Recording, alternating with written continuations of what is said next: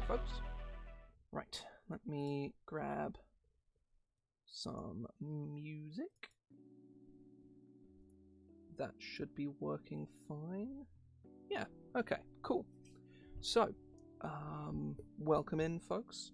A little late today, but I plan on going till about 7:30, so I should make up for things, really.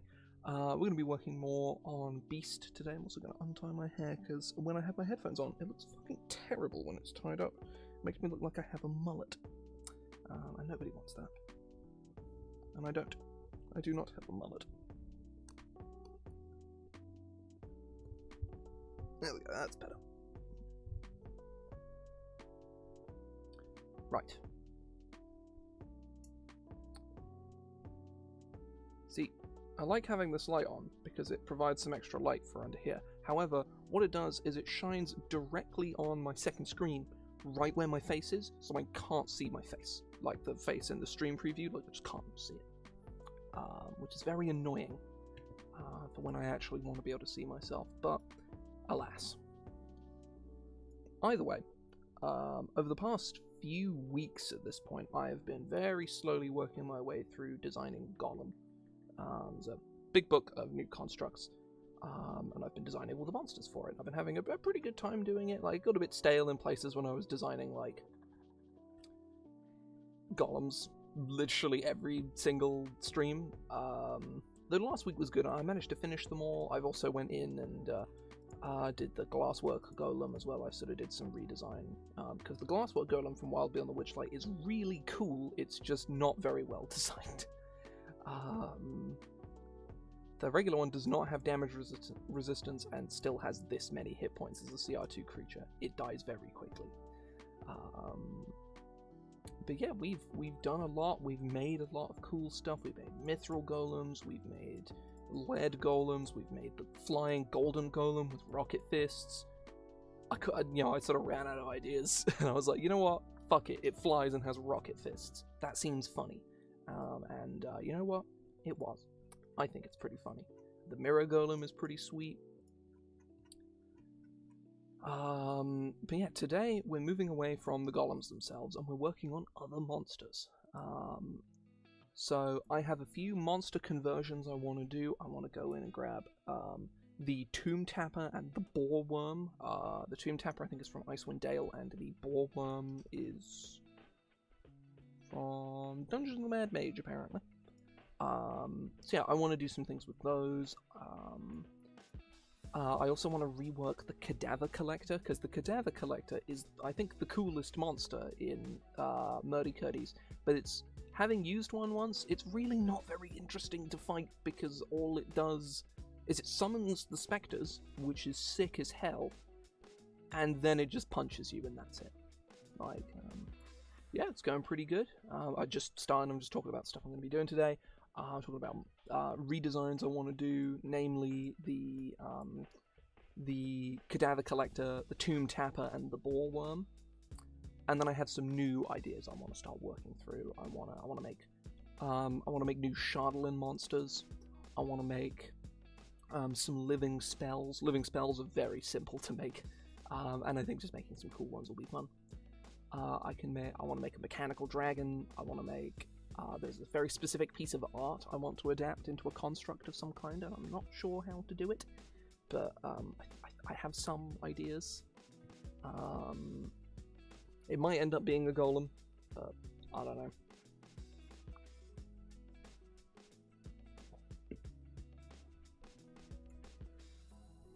Okay. I think I'm going to start by looking at the Tomb Tapper, because I'm not super familiar with the Tomb Tapper, but I do like it because it looks very cool. Let me grab the art for the Tomb Tapper real quick, because it looks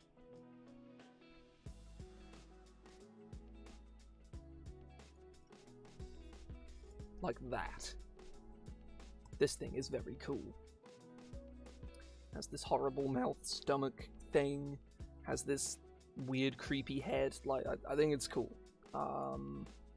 It also has a boomerang sledgehammer, which, I mean, what else could you want, right?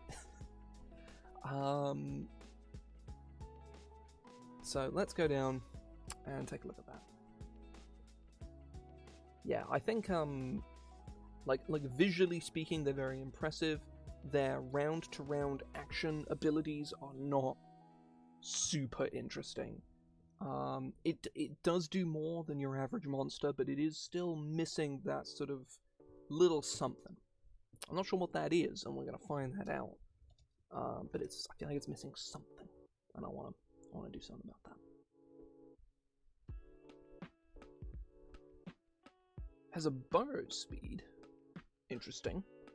It doesn't look like the kind of monster to have a burrow speed. The Tomb Tapper, so its multi-attack is the Tomb Tapper makes 2 melee attacks with its sledgehammer or with its claws. If it hits the same creature with both claws, it can pull that creature within 5 feet of its mouth and make a bite attack against it.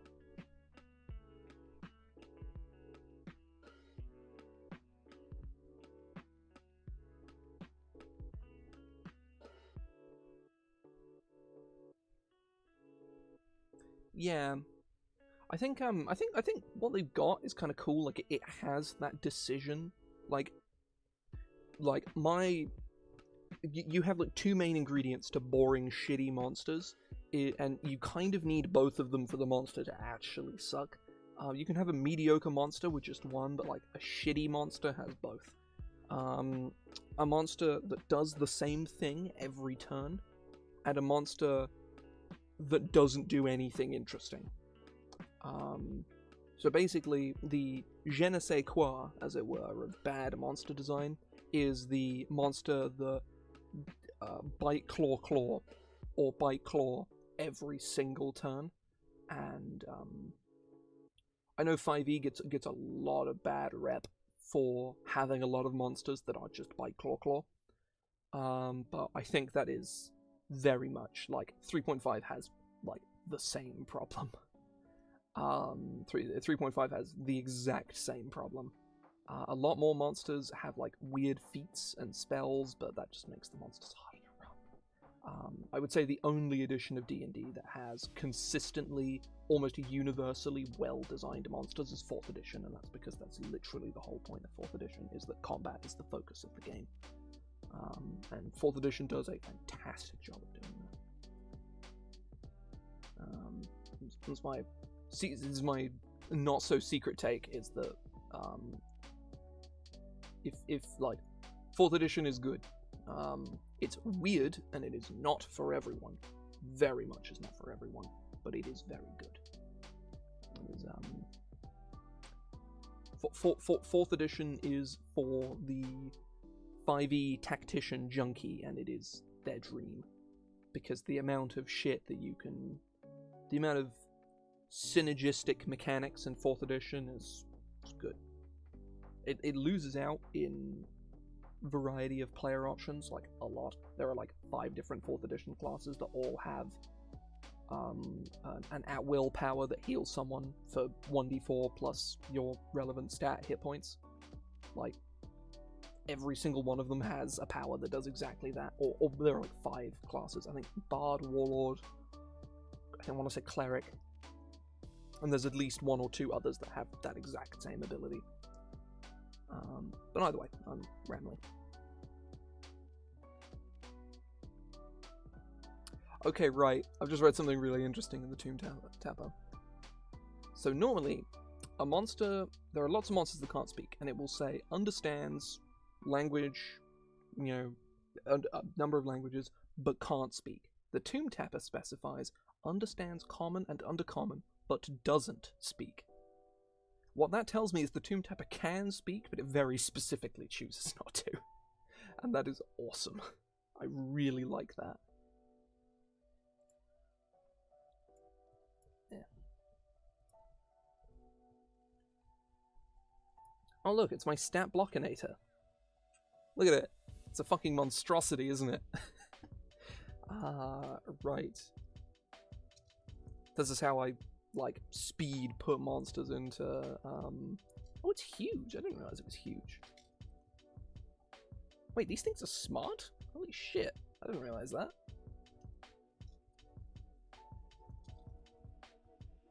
Oh, it's auto-curated armor to armor. Hit points.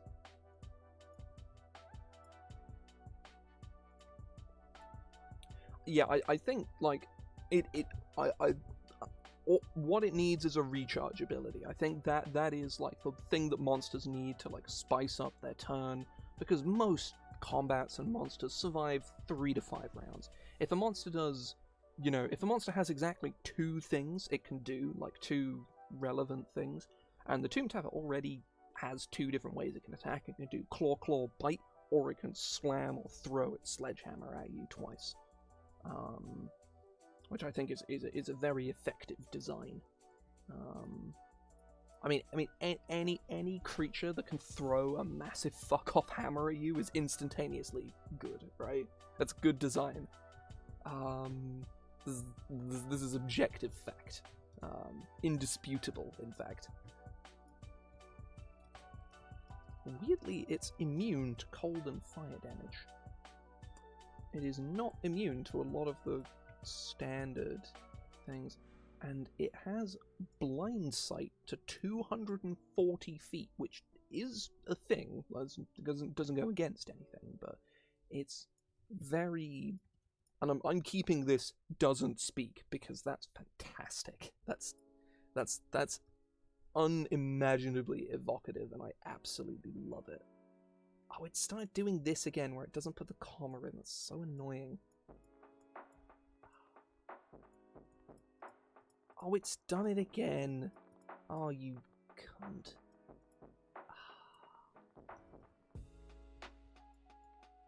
Oh, it keeps fucking doing it. Ugh.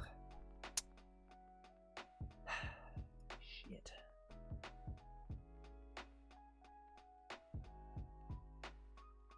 I'll have to fix that. It's an XL thing of I tell you what I need to do. I need to change it to, this is set to general. I need to change it to text. There we go.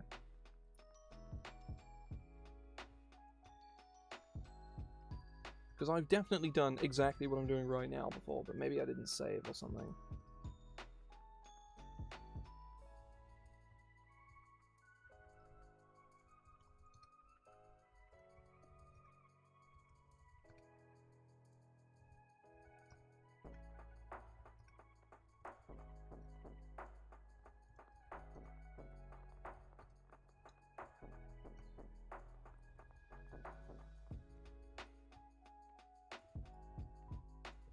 Almost there.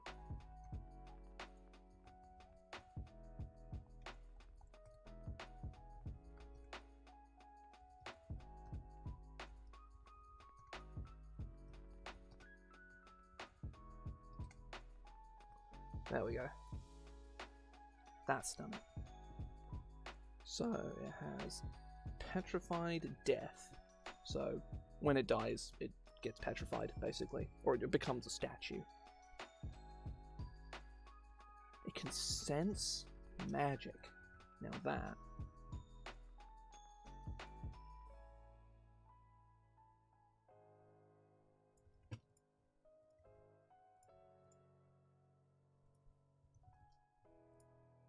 That is cool. Now I do find it really strange that this thing can burrow.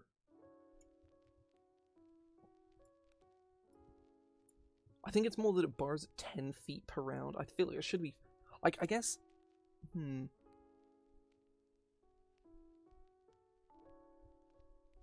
Ah, okay. That's okay, right. That makes sense. I think they should definitely burrow slow, because I feel like they use the, they sledgehammer, they'll bash down a wall, or, that's how they burrow. I feel like they should burrow very slowly.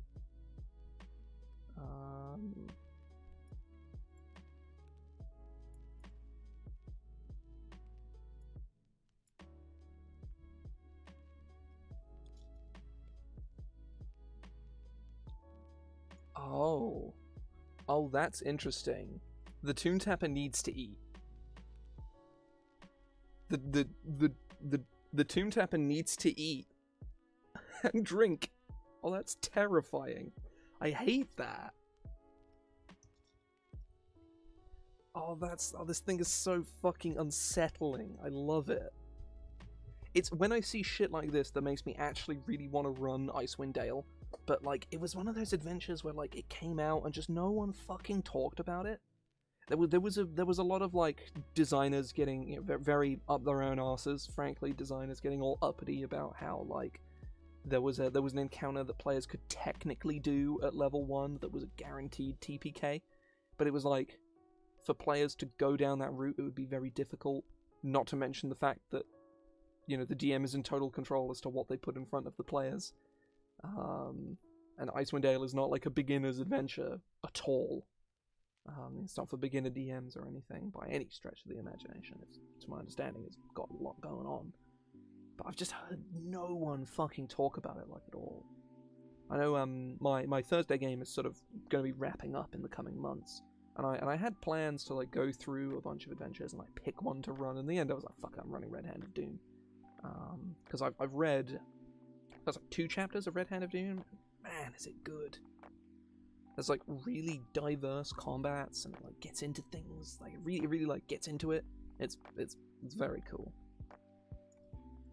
It really like describes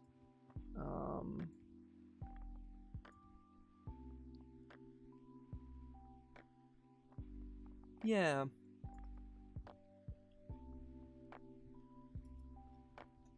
Yeah, I'd agree.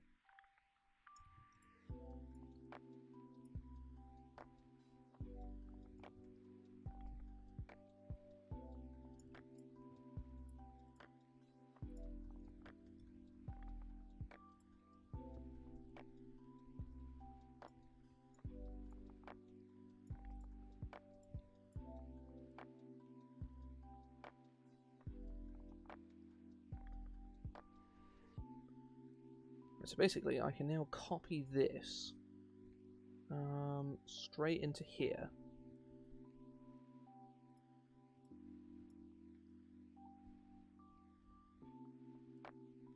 I'm also gonna like delete this. I'm gonna like clear this out now. So Toon Tapper is now in here. All I need to do is like remove some of this extra dead space, and this as well, because otherwise it throws a bit of a fit. Doesn't speak. It's terrifying.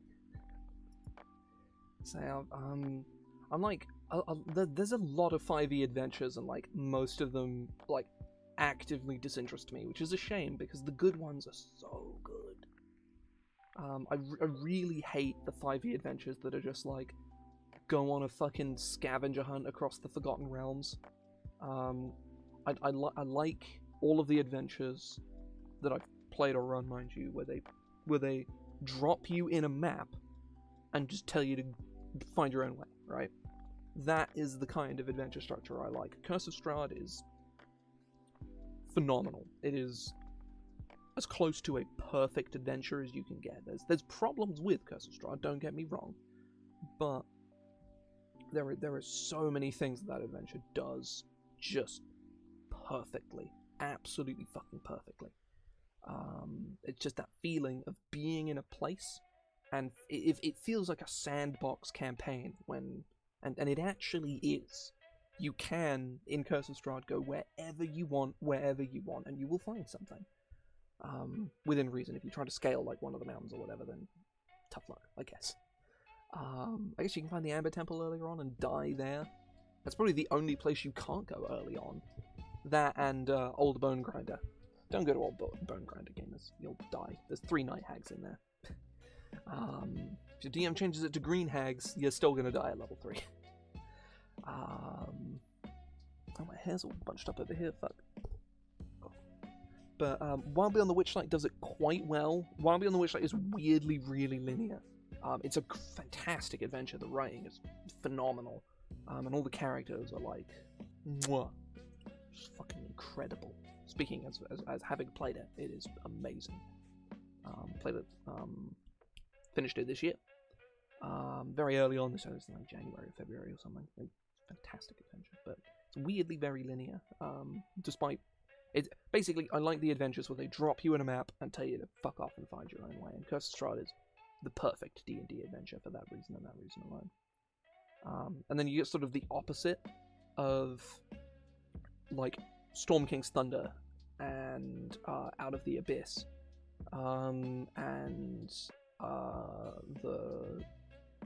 the Tiamat ones, Horde of the Dragon Queen and Rise of Tiamat, where they drop you in the Forgotten Realms and basically just hard railroad you to like several set pieces and then tell you the campaign is over when you kill the CR30 guy at the end. And that's the whole adventure, and I think, like, I hate those adventures on principle to the point where I never even want to read them, let alone run them. I know Joe has said good things about Storm King's Thunder before, because he's run it.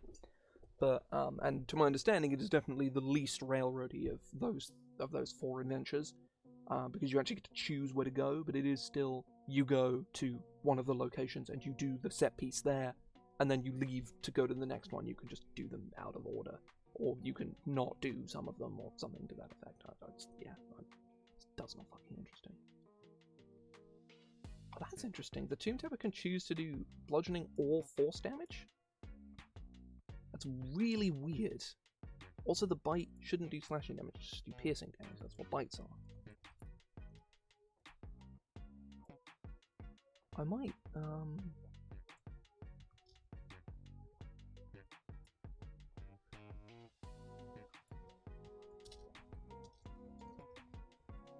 44 is 7, 14, that's 20 damage.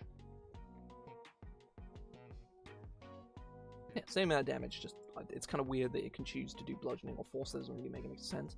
Also, it says a 15-foot reach, holy shit. Yeah.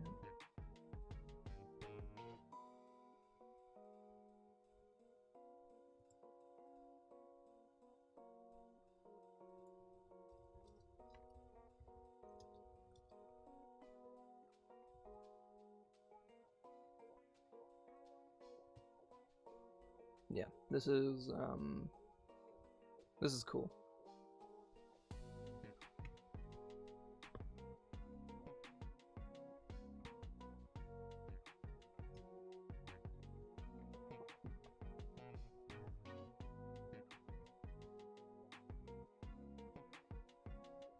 Right. So let me actually weigh up, like, which of these damage options is actually better.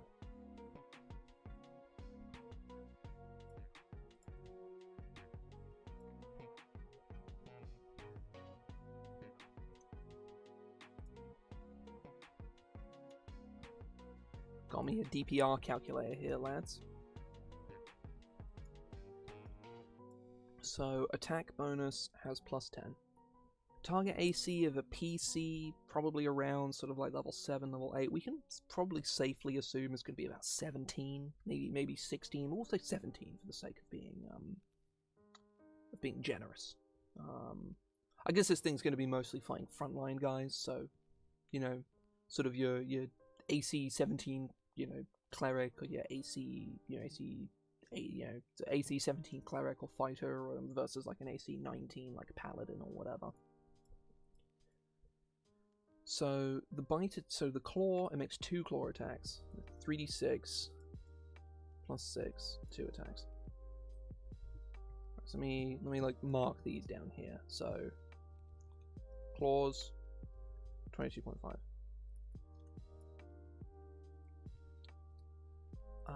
So the sledgehammer is 8d6. No, 6d6.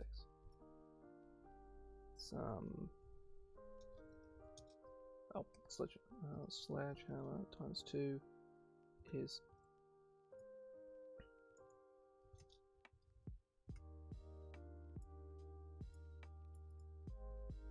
And then the bite is 3d10.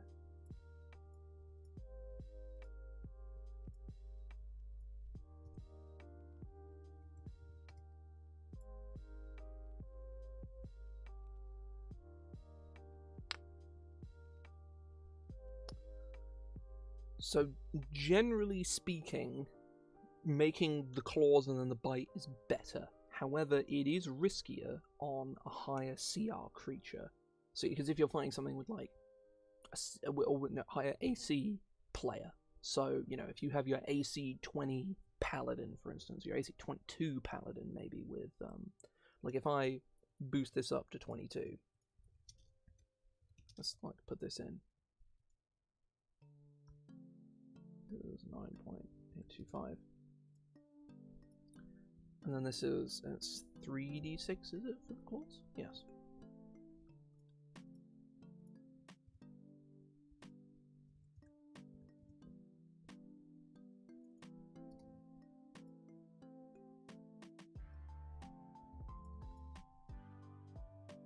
So now, and then the sledgehammer is just 66.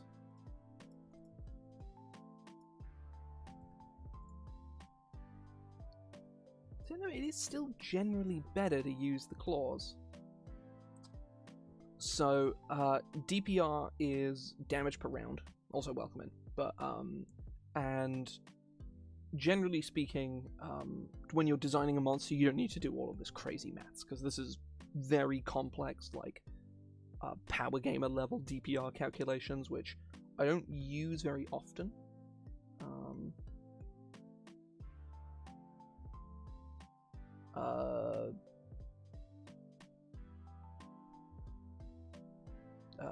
It isn't a thing.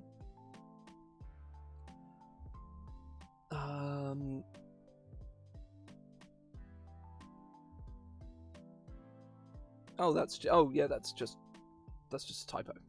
I didn't realize that was that. But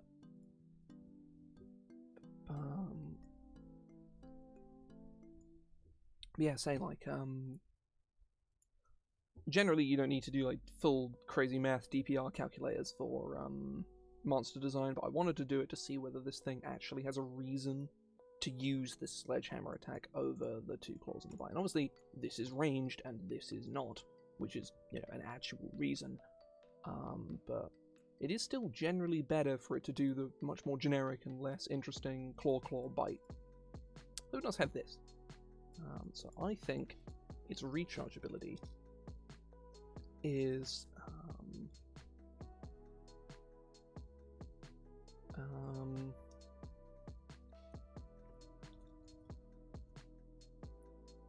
Stunning Slam.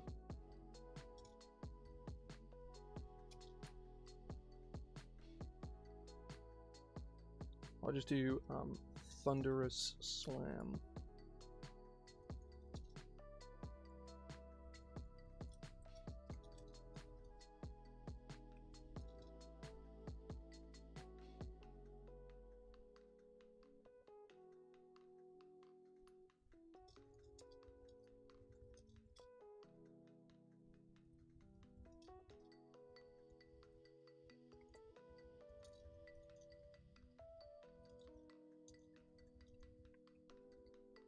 I guess this should actually go up here.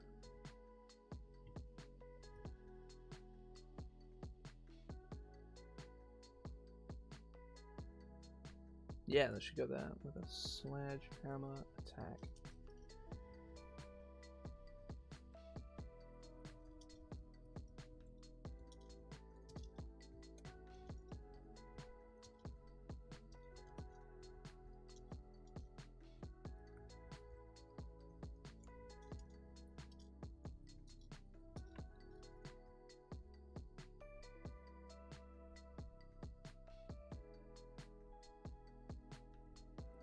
Yeah, so generally speaking, it is better for you to do it in InDesign or Publisher or Affinity. I do own Affinity Publisher, but I don't know how to use it, frankly. I do have one of, there is a templates by Nathaniel Rue. I might be mispronouncing his first name. I know his surname is Rue, but there's a umlaut on the E in his name. Yeah, it's like it's a pretty decent template. There's some things I don't like about it. There's some things changes I want to make. I have experimented with it, but there's like making stat blocks in InDesign just looks like a fucking nightmare, and I don't want to contend with it. And as of right now, I don't really care about putting my books in print on the guild. Like, I just don't care. I know some people really like to have their books in print, and I would kind of like my book in print, but it's not worth hassling with Design 4 as far as I'm concerned. It really is not. Or InDesign or Affinity, either or.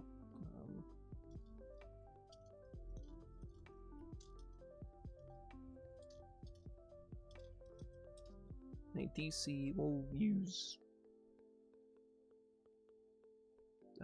We'll use strength. DC 18.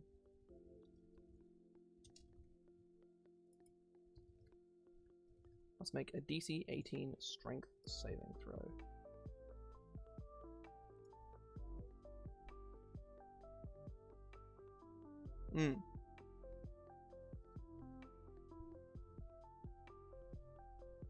Cool.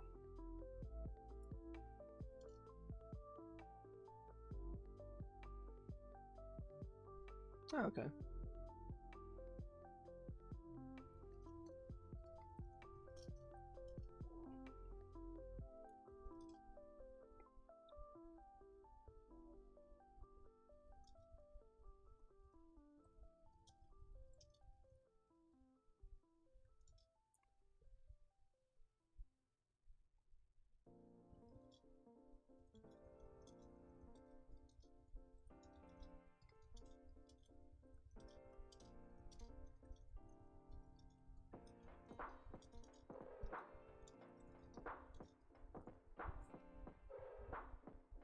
That's a pretty brutal ability, but it is. Now I need to actually look at like how much damage this thing puts out now. So it has AC 17,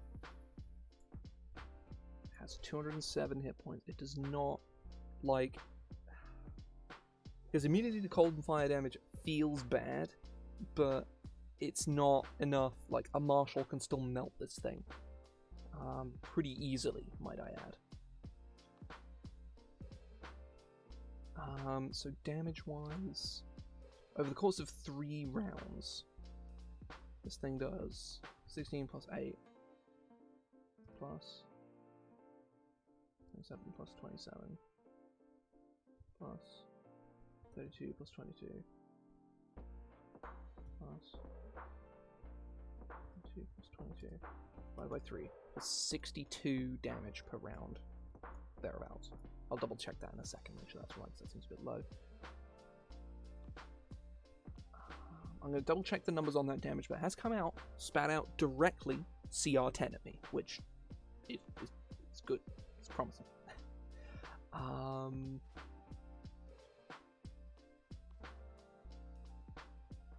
guess I could also, DC 18 saving throw as well. Like, Thunderous Slam, this is a scary ability. If this thing hits you, DC 18 con save, like, unless you're proficient. There is... It is difficult to... Like, designing a simple monster is much easier than it sounds. If you want to do something that does something weird, or something that isn't really represented by something in the game, it becomes very difficult to template that. Basically, if you want to make something that's based off of something that's already exists, or doesn't do anything, like, crazy, you can 100%, like, create a monster. Like, you just need to know, basically, where to copy and paste text from. To make it, like, rules compliant, basically. And your table might not give a shit about that, realistically, but most playgroups have one person, at least one person, who gives a shit about the rules and the game being played raw. Not every group, but plenty of groups out there that have literally no one that cares. It's paralysis, but not as bad. It is basically, you have incapacitated, stunned, paralysis, and ascending order of bad. Stunned feels bad, but is not. I'll read out exactly what stun does. A stunned creature is incapacitated, can't move, and can speak only falteringly. An incapacitated creature can't take actions or reactions. A stunned creature automatically fails strength and dexterity saving throws, and attack rolls against it are made with advantage. So it's definitely very dangerous. However, it's not.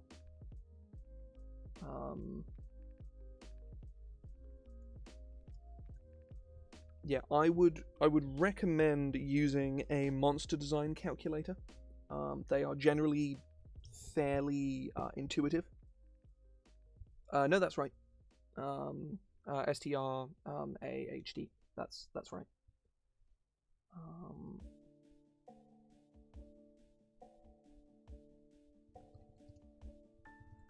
No, I did put in the numbers right. I basically just buffed this thing just enough so it's actually CR10. Like, I feel like these are probably grossly... Like, I imagine someone could put these in as immunities and it would be like, oh wow, it's CR a lot. Let's find out. Yeah, it brings it to CR15. Yeah. No, it's, like, it's a stretch to sound like that in English as well. Like AH is not used in English much either, so it is, but not often. But realistically, English is a bastard language of 12 other languages, so we just get used to it. I like so many like words that are, as I'm sure everybody here knows, are spelt in a manner that would mean that they are like unpronounceable.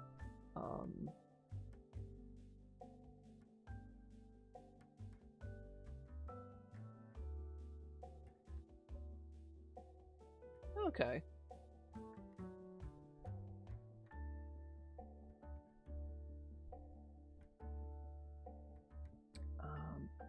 I think my favourite example of impossible to pronounce English words is, admittedly, it is a proper noun, so it is kind of cheating a bit. Let me just double check and make sure I'm not about to make a fool of myself. And pronounce the word I'm about to say. It's hard to pronounce wrong.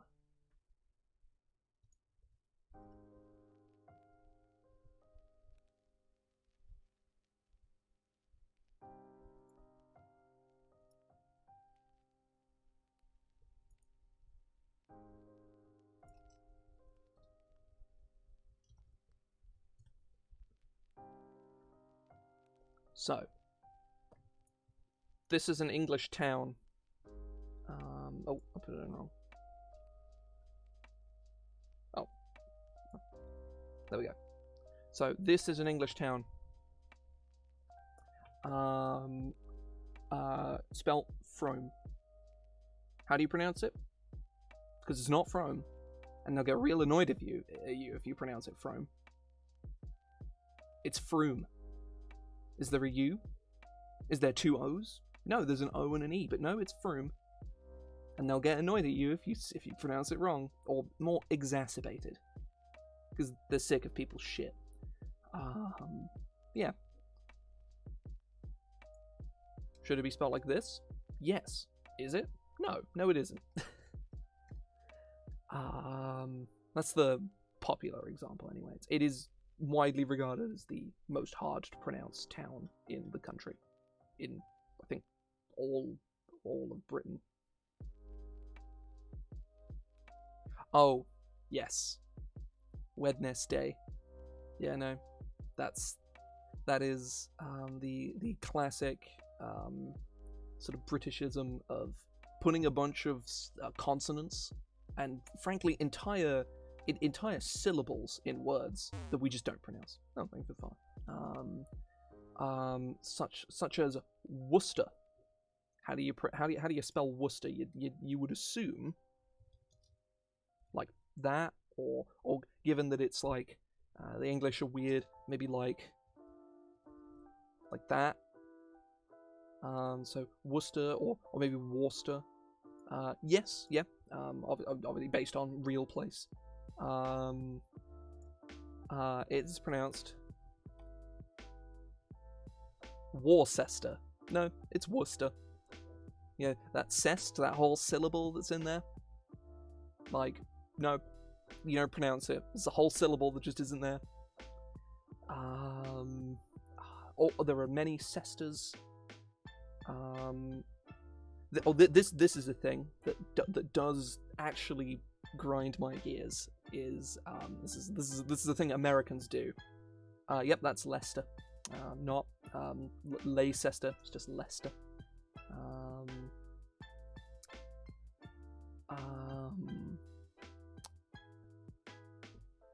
There's also there's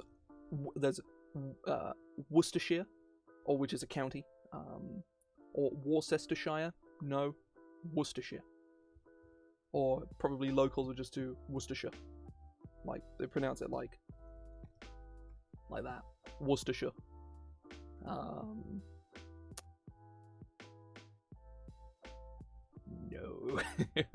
No. There is Lancaster. That's a different place altogether, which is actually spelled Lancastr. But no, there is the one that actually grinds my fucking gears is there is Americans will pronounce English towns with a CH as just a C. So Colchester, they will pronounce Colchester. It's spelled like Colchester, like that. It's pronounced exactly as it's spelled, Colchester. Colchester. And Americans will pronounce it Colchester. And it is not pronounced Colchester. The worst one, Ipswich, will be pronounced Ipswich. Like it's spelled like that. But no, that's an H. It's Ipswich. And the same goes for Norwich. Those are the only ones I know that end in a CH or have the CH sound in them.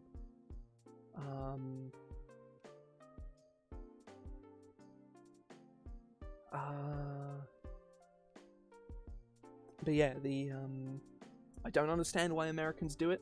They do it all the fucking time, and it never fails to annoy me.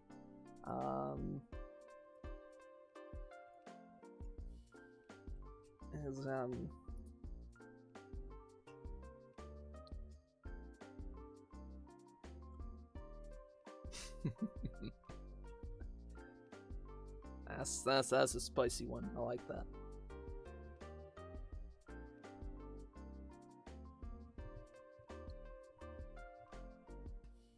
I genuinely didn't know there was actual real contention as to what people refer to it as. I wasn't sure if there actually was or not. I mean, New York is pretty universal, right? I can't imagine there's anyone who lives in New York that would argue it should be called New Amsterdam. I would assume, anyway. I might be wrong, but I would imagine there probably isn't anyone.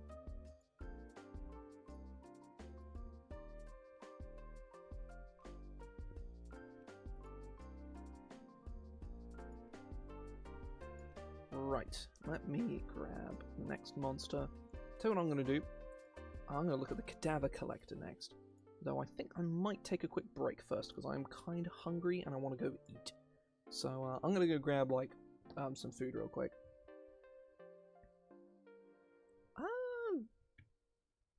I don't know about that. I haven't heard about it.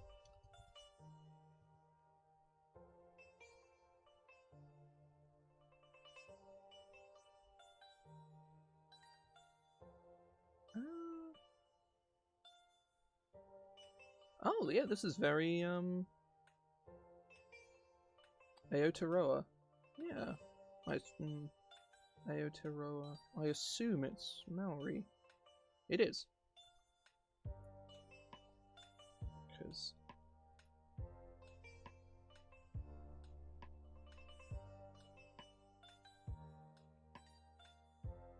yeah.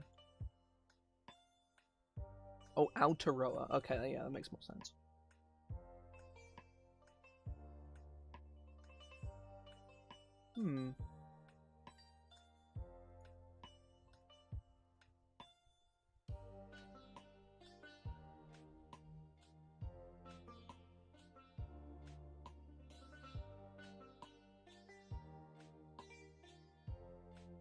I think it's...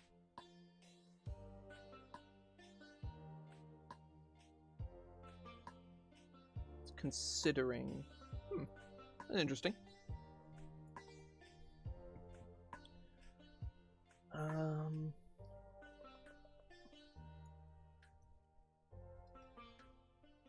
Cadaver Collector. They did actually update the Cadaver Collector for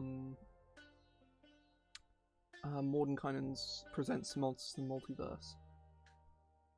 But it just needs more, you know? It just needs more spice. And it just kind of doesn't really have it. So I'm going to take a quick break here. I'll be gone for probably about 10 or 15 minutes. Once I get back, we will move on with the Cadaver Collector. Oh yeah, 100%. That'll be good. They'll still have to pay an exorbitant amount of money because, to my understanding, shipping to Australia or New Zealand is unimaginably expensive, and it makes sense that it is, but also it's kind of bullshit. Either way, I'm gonna go grab some food. I will be, like I said, about 10 to 15 minutes. If people want to head off, that's fine. I do this every Monday, and I attempt to do this every Friday as well. Otherwise, I will return shortly. See you guys in a minute.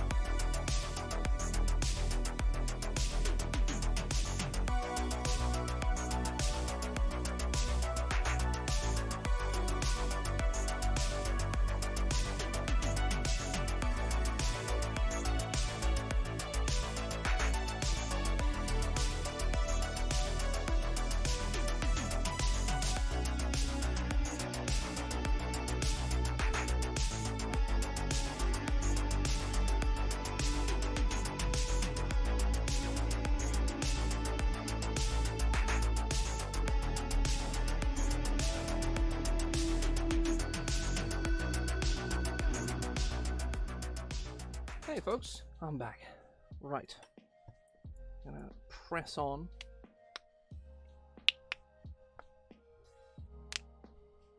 Cracking all of my bones. Right, Cadaver Collector. Let's go.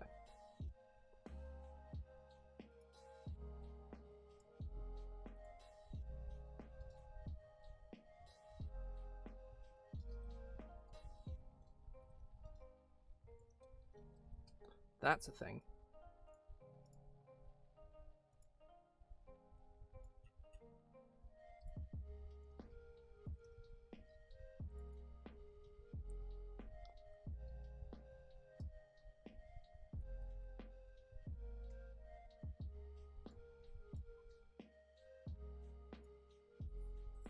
Right, AC.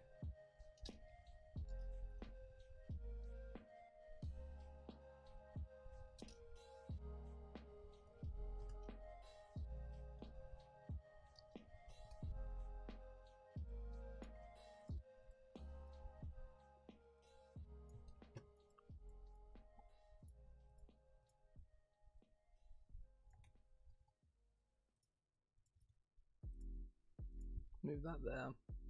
Because it always just arbitrarily inflates the CR, like, massively.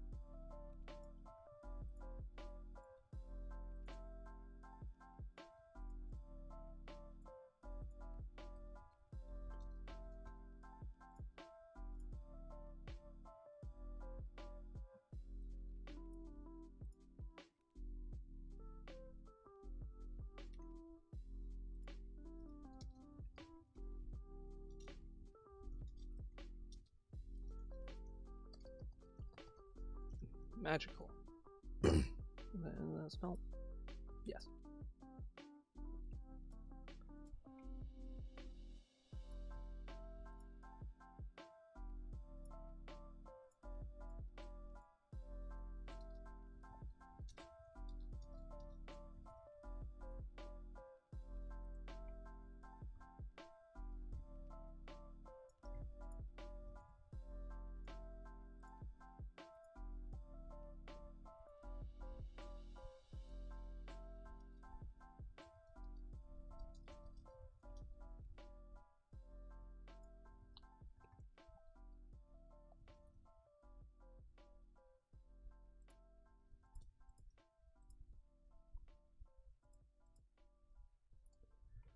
It has paralyzing breath.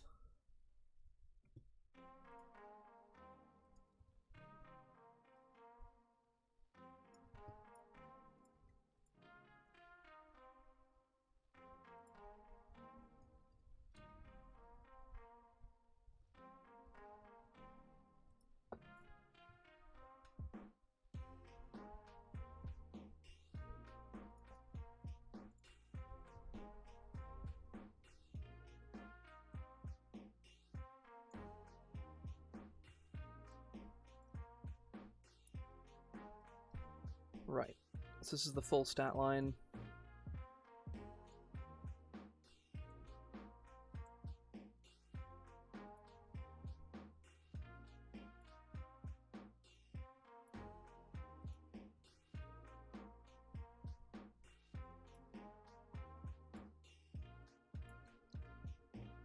Oh, I forgot to put the CR in.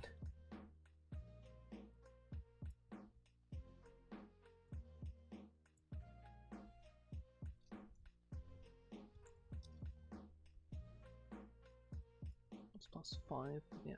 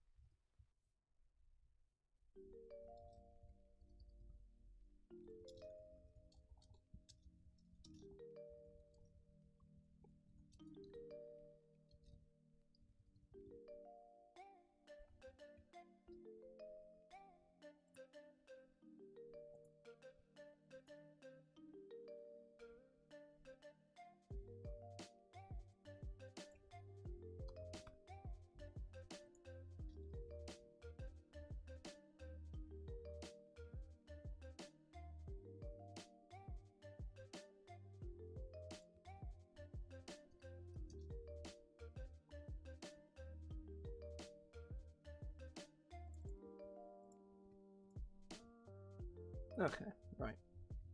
Let me look at the Spectre. Spectre has +4 to hit. Okay, yeah, it's not really a big deal.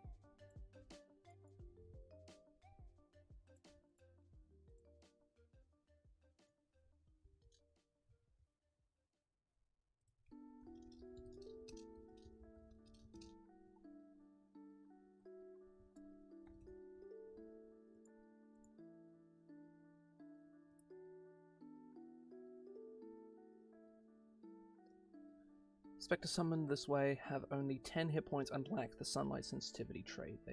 So it can summon specters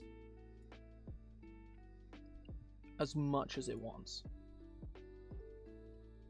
which can almost certainly become very overwhelming very quickly, which is why this thing needs to die fast, otherwise it'll just keep summoning specters to come and kill you.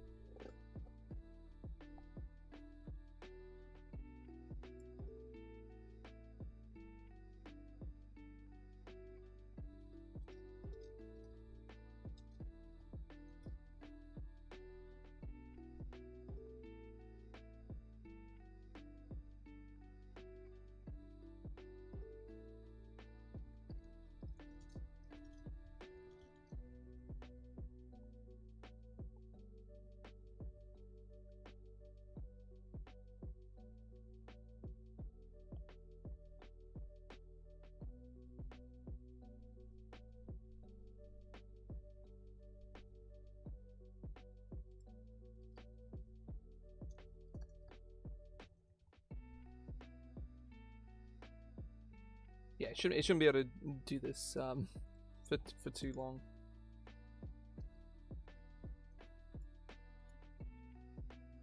It shouldn't be able to do it at will, otherwise it'll like actually become like a real issue.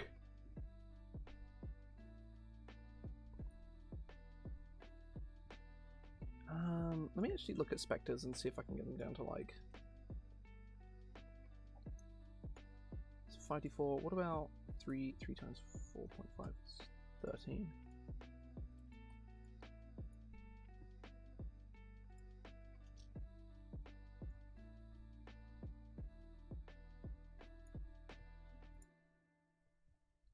So paralyzing breath.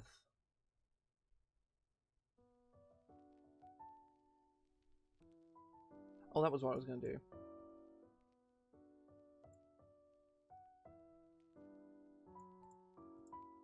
So claws.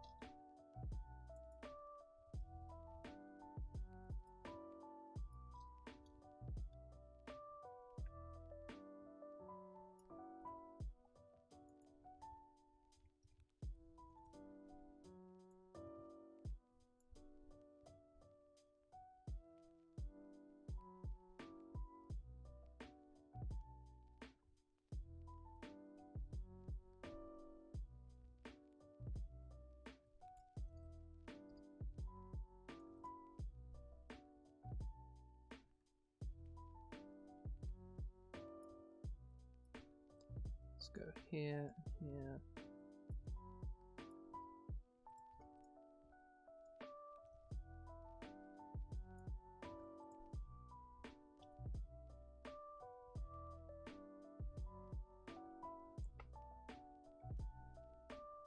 Makes a slam attack.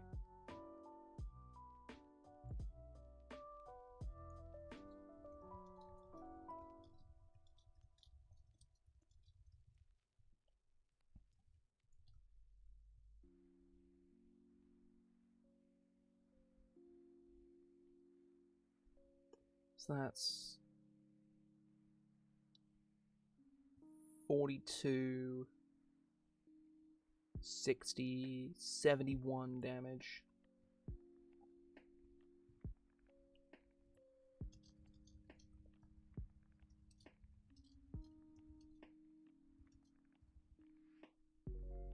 Hang on, Babals have this.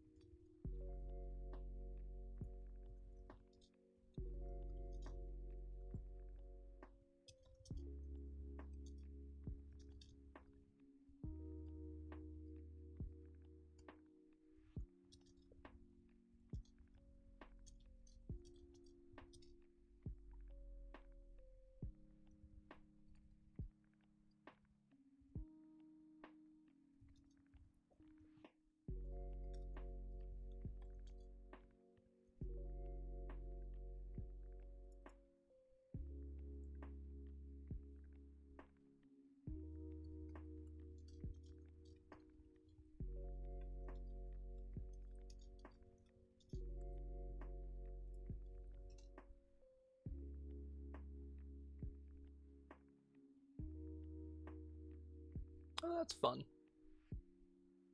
Oh, that's neat.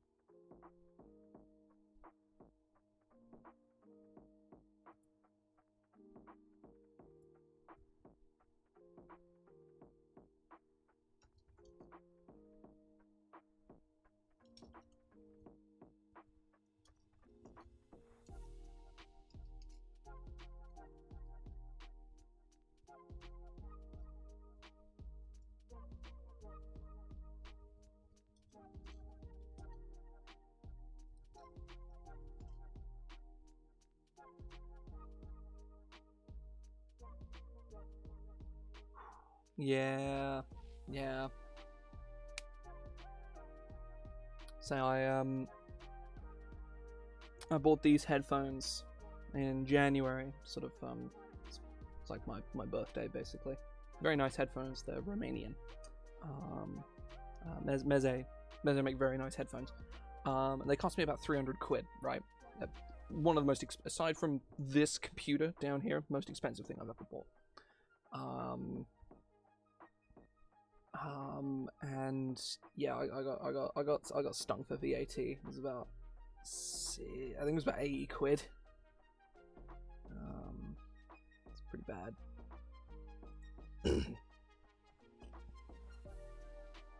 Oh yeah, shit like that is infuriating.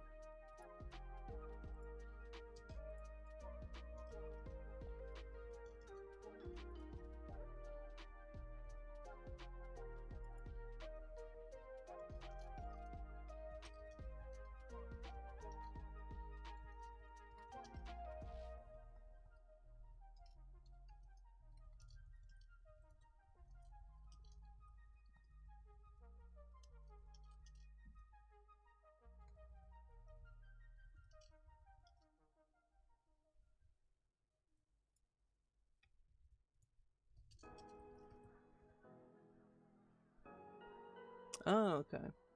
I'm not familiar with that system per se, but sounds fairly interesting.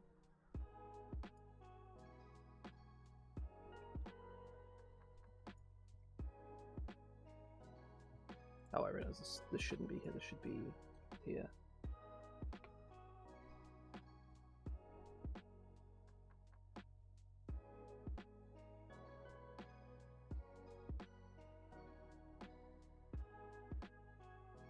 Hmm.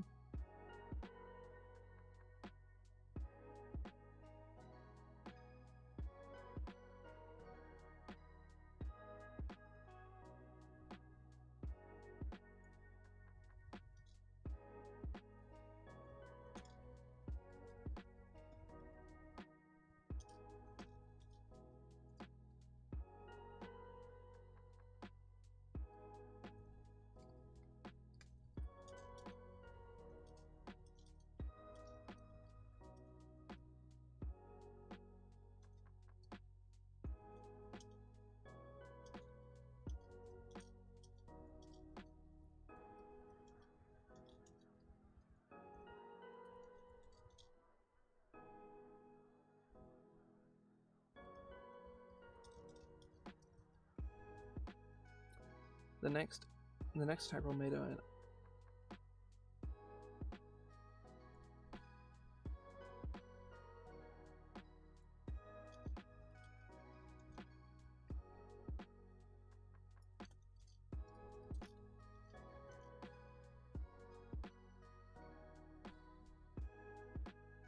It's interesting, but it also sounds incredibly frustrating to constantly have armor that's just fucked. Unless it's like a temporary thing. But I guess then you start with, regardless, you end up with like a death spiral problem. I don't know.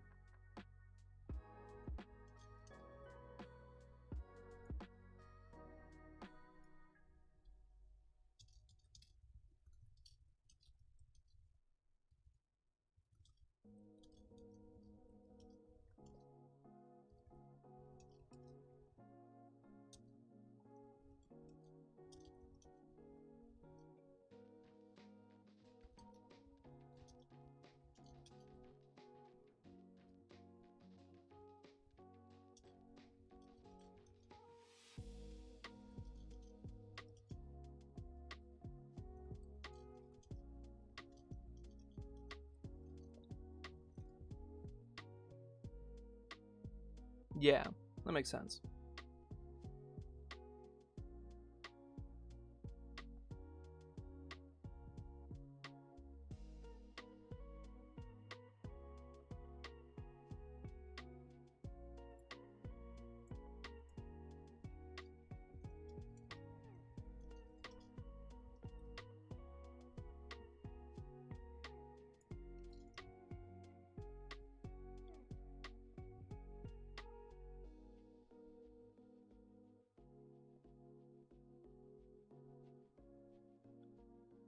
Okay, that's kind of interesting. Right, let me look at...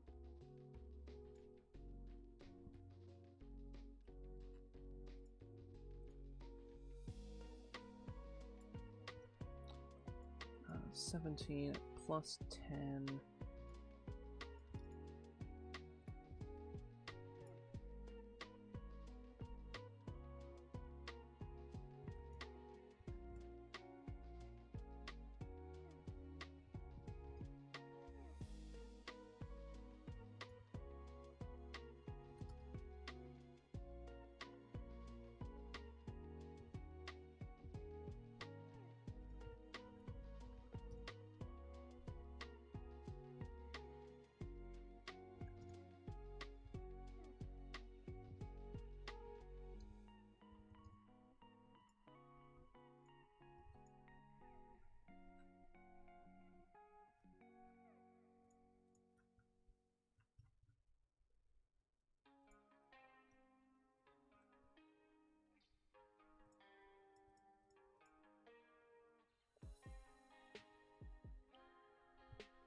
I think this thing looks about even.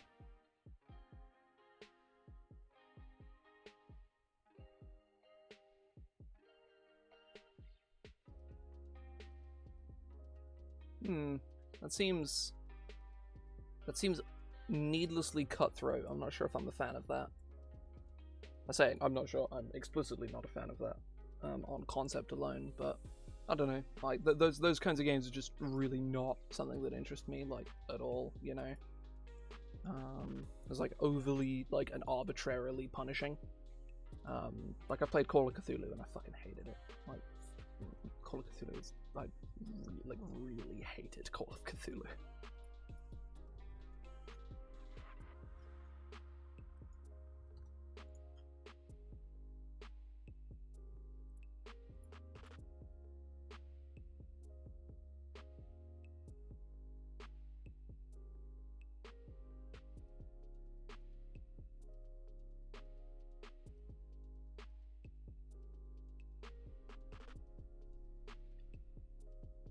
Yeah, I feel like this definitely makes the collector much scarier, and frankly much cooler. Just this undead commander thing is kind of fun because they can like claw a guy, use command spectre, and then have their dudes pincer in on a guy, and then make a slam attack against the same dude, and then the specters take their turn and can attack it as well. Like, that's really cool. Not to mention the sheer power of paralyzing breath with like 10 specters. That's pretty good. Yeah, say that's a pretty good price for like a box set like that. I think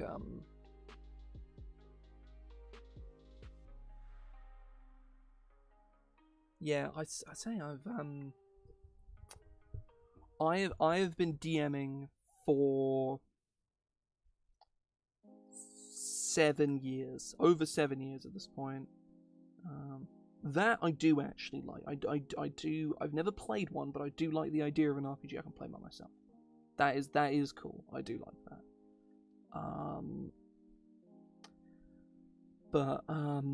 Yeah, I've been DMing for about 7 years. Hang on, I will give you an exact number of the amount of PCs that I've killed because it's very low.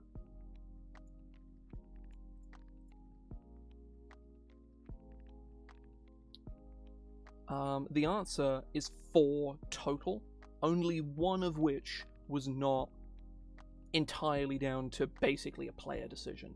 Only one. So basically, I personally have killed 1 PC in my 7 years of DMing. No, that's not true. I have, like, I say killed. I mean perma killed. Like PCs that have died and been revivified, plenty of times. But or raised dead, shit like that. Like, that's happened a lot. But because like once the PCs have, basically once the PCs have access to resurrection magic, punches stop being pulled, like pretty much entirely, frankly. And when I mean have access, I mean like, they either have the diamonds on them or they have, gentle repose on speed dial at all times. But yeah, I have killed exactly 1 PC, like perma killed a PC myself.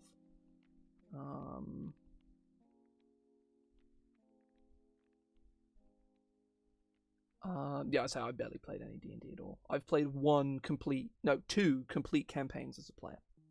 I played Wild Beyond the Witchlight, which finished this year, I mentioned that earlier on, and I played a combination of Lost Mine of Fandel the God Extended and Dragon of Icespire Peak. It basically turned into a full campaign that lasted to about level 10 in 2019 through to 2020. Yeah, so that was yeah, I like, yeah.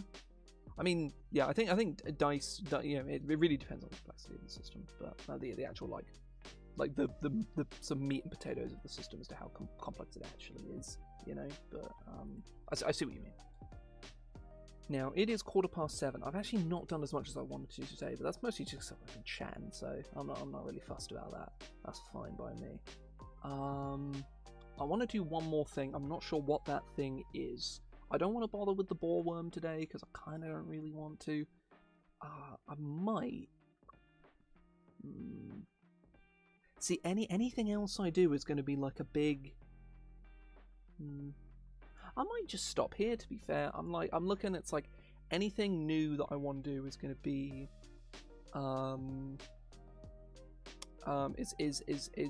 Is going to be me sitting here for half an hour doing maths and like designing new shit.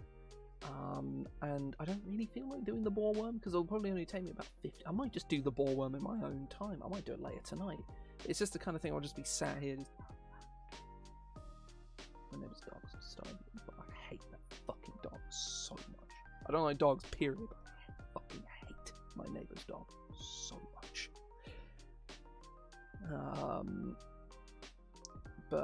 Yeah, I might just do the boreworm later on. It's literally just going to be a case of me. Okay, shut up now. Just mildly adapting, like what's already there, frankly. So I might stop here.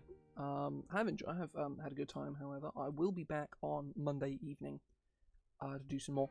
I will be going through like new stuff. I want to at some point soon. I want to do like multiple, like 3-4 streams in a week and just bash out the rest of the book. Whether that's going to happen, I don't know, but I would like to do that if I can. It will probably involve like afternoon streams. But I think I've heard of that mechanic actually. I'm not sure if it was from this in particular, but I think I've heard of that. But yeah, I am going to head off here. Obviously, be back on Monday. Be playing some more Uranium on Wednesday. I have a pretty busy week next week, generally speaking. I think Thursday, yeah, if I end up doing like a, this sort of stream thing, where I do sort of 3 or 4 streams in a week of this, then it definitely won't be next week, because I am the sort of summer in the UK, like,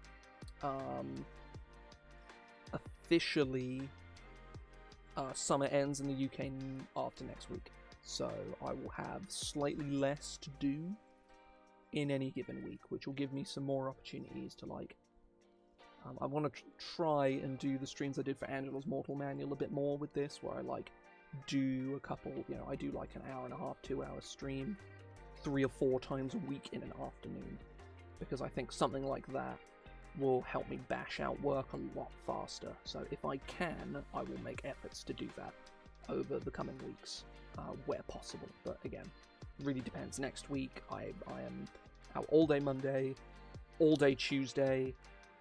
I'm out Wednesday evening, and I'm streaming Wednesday afternoon. Thursday, I have a game in the evening. Friday, I will likely be out all day.